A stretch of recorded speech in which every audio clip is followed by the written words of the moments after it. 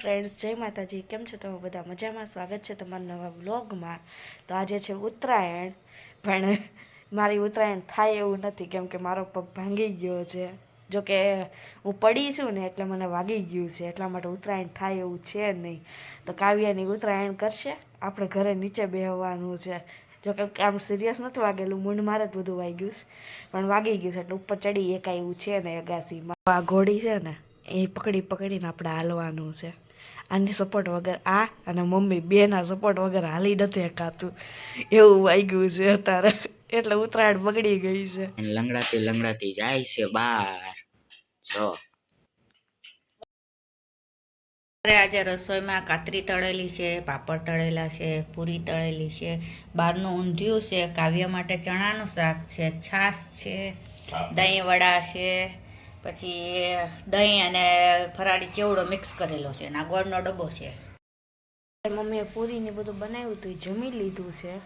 ત્યાંથી હવે રૂમમાં સૂતી હતી ને ત્યાંથી હવે મોટી રૂમમાં આવી સોફા ઉપર, કેમ કે અહીંયા ટીવી જોઈએ કાંઈ તો થોડોક ટાઈમ પાસ થઈ જાય, અને ટાઈમ થોડોક પાસ થાય તો દુખાવામાં ખબર ન પડે, એટલે મોટી રૂમમાં બહાર આવી છું.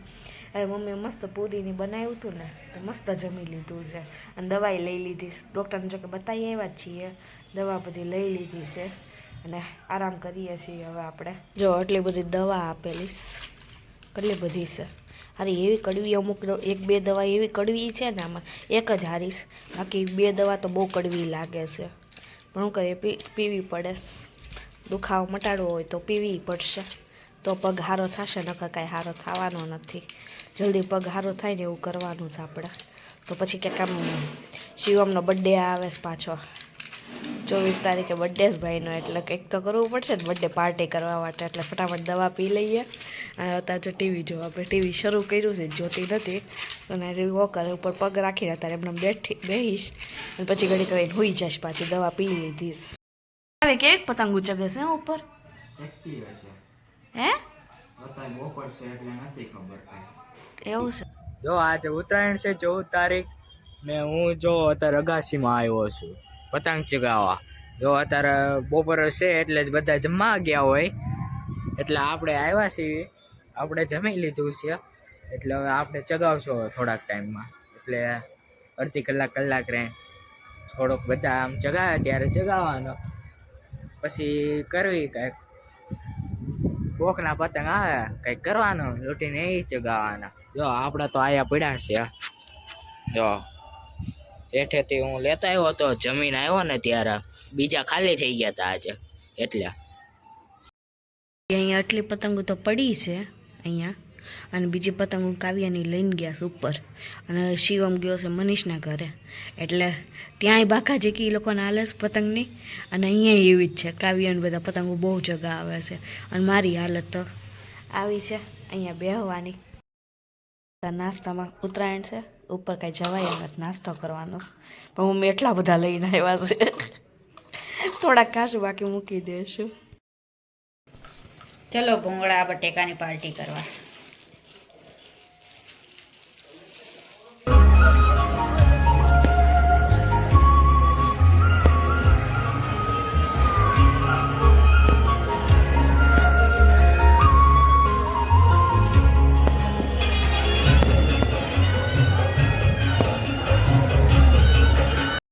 ખુશીને વાગ્યું છે એટલે એ સૂતી છે, અને આ જો કાવ્ય અને શિવમ બધા મૂકીને જતા રહ્યા છે. હવે આ બધું મારે ઉપાડવાનું, બધું હરખું મારે કરવાનું. જો કેટલી પતંગો છૂટી કરી નાખી છે, હવે બધી મારે મૂકવી પડશે. અને આરું પંપુડા હાટું બોલે છે. પંપુડું ક્યાં ગયું?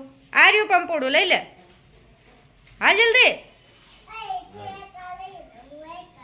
અરે તું આય તો ખરી લેવા, ચાલ જલ્દી. આરું ચાલ જલ્દી, લેવું છે ને કે હું બંધ કરી દઉં છું, મૂકી દઉં છું. ખુશી વગાડે, લે જલ્દી. ભાઈ વગાડે છો પંપડા, મમ્મી બધું ભરે છે અહીંયા. ઓલું લઈ લે, ઓલું વાગે સારું. ભાઈ ઓલું જે વાગે છે ને એ નથી જોતું, નથી વાગતું નીવડું એ જોઈએ છે ને. જો વાગ્યો. એ બધી પતંગો કેવી મૂકે છે. હું હુતી જ છું જો કે હુતા વિડીયો ઉતારું છું. મમ્મી પતંગો ગોઠવે છે અને ઓલો પંપોડા વગાડે છે ઊભો જો કેવી બધી ભેગી ખુલ્લી કરી નાખીશ. આ સાઈડનો ચપ્પો છે ને એ બધી કાંગતરા વગરની છે, આ બધી કાંગતરા વાળી છે. આ જો એ નહીં વાગે તારથી વાગ્યું લે.